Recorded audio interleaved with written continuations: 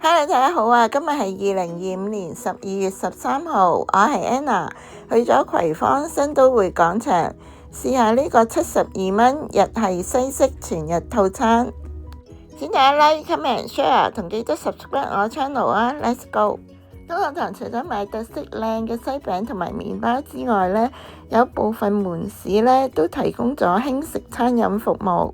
門口嘅專櫃呢擺放咗各款麵包、蛋撻同埋冬甩，仲有設計特色、不同款類精緻嘅西餅同各款超靚嘅蛋糕。餅店都提供輕食嘅午後之茶會同全日套餐，加10蚊呢就可以選擇龍蝦湯或者溏心蛋，加任何嘅甜品都有8折優惠。今日係平日，都算幾爆場，三邊呢圍住都有少量嘅座位，佈置得都幾靚。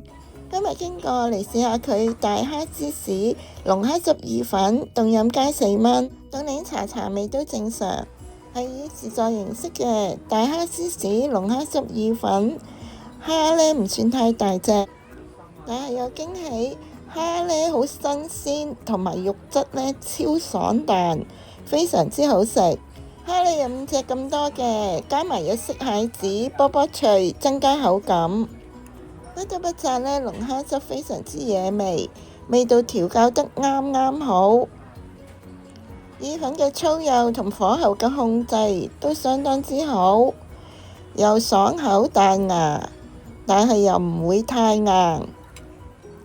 加埋呢個芝士龍蝦汁一齊食，非常之惹味好食。呢種歐陸意粉嘅味道呢，令人記起喺英國生活嘅一段美好回憶。咁可愛嘅芝麻喵喵蛋糕呢，原價32蚊，套餐就8折24蚊，相當抵食。咁滋味嘅下午茶餐呢，一個人都係食咗100蚊。今日分享係咁多啦，多謝大家收睇，我哋下條片再見啦，拜拜。